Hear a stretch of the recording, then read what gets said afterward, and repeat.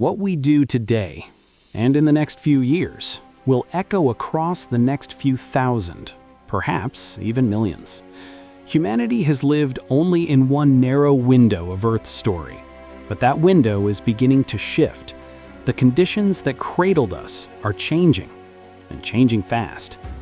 Nothing on this planet stays still. Everything moves, everything transforms. Earth itself is alive with cycles and upheavals. It leaps from one state to another, sometimes gradually, sometimes in sudden, violent jumps. And when those jumps happen, we never truly know what waits on the other side. Over the ages, magnetic fields flip. Comets return from the depths of space. Oceans rise and fall.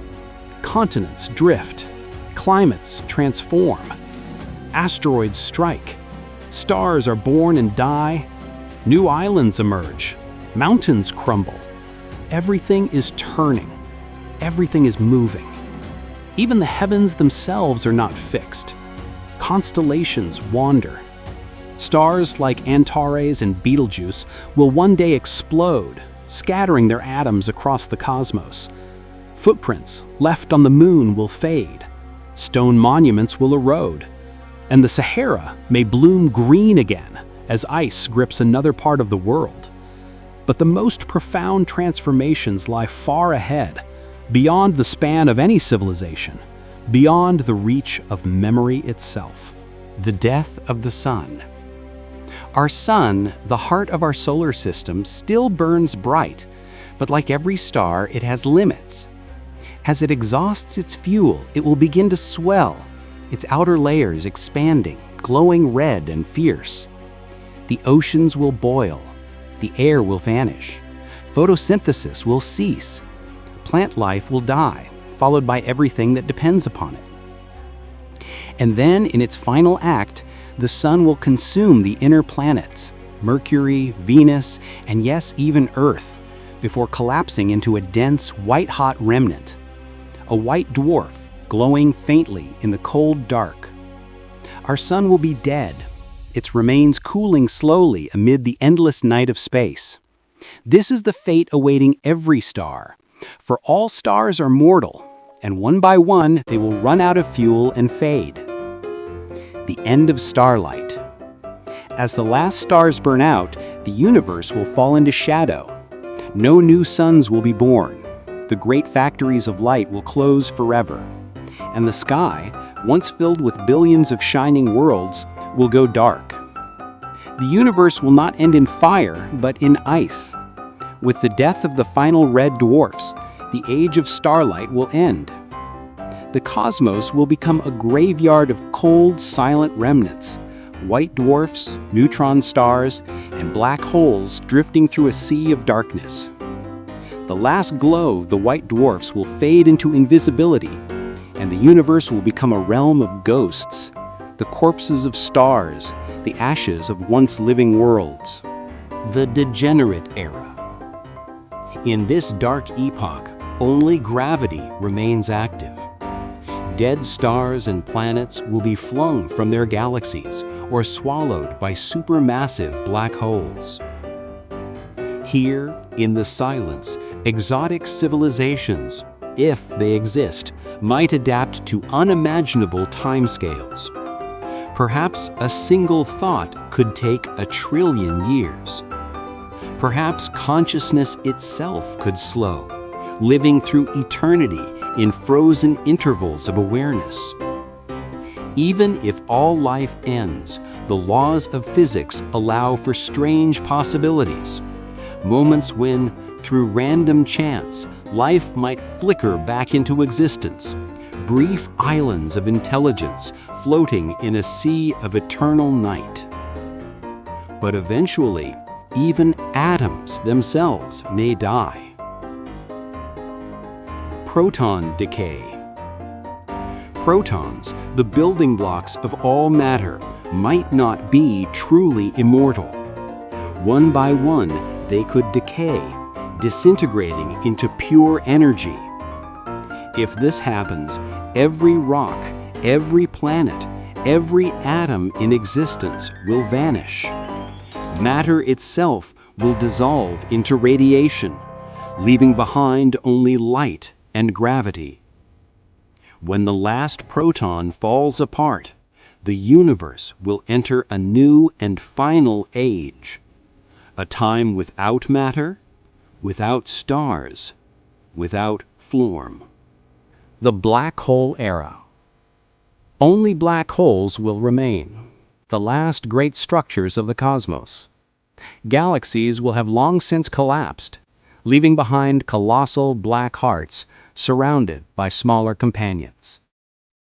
Over unimaginable eons they will merge, colliding in slow titanic dances that send ripples of gravity across the fading universe. Each collision will make space itself ring, waves of energy echoing through eternity. Yet even these giants cannot last forever. Through the mysterious process known as Hawking radiation, black holes slowly evaporate, losing energy, shrinking, and finally, in their last instant, exploding in a flash of light. As each one dies, it will illuminate the darkness one final time, the universe's last fireworks display. The reign of dark energy. But while black holes die, something else continues to grow. The expansion of space accelerates, driven by an unknown force we call dark energy. This strange pressure stretches the universe faster and faster, tearing galaxies apart, scattering the last photons into the void. Empty space itself holds energy, an invisible push that will not fade away. It dominates everything, 70% of all energy in existence, and we do not yet understand what it is. If dark energy remains constant, the universe will continue to expand forever, growing colder, darker, emptier, a runaway cosmos. But if it changes, even slightly, the end could take other forms. Perhaps a big crunch, where everything collapses back into a single point. Or a big rip, where the expansion grows so violent that even atoms are torn apart. We simply do not know. And until we understand dark energy, we cannot truly predict our fate or our origins. A new beginning. Even as the future stretches into darkness, some believe this may not be the end. Perhaps the death of one universe could spark the birth of another. It is possible, in theory, to generate new universes, tiny bubbles of space-time born from immense energy. Civilizations, before the final curtain falls, might one day create such baby universes. Lifeboats to escape entropy itself. In this vision, universes could reproduce. Those capable of giving rise to intelligent life might create new offspring, passing on the spark of creation again and again. An endless cosmic evolution, spawning universes that in turn give birth to more. The final silence.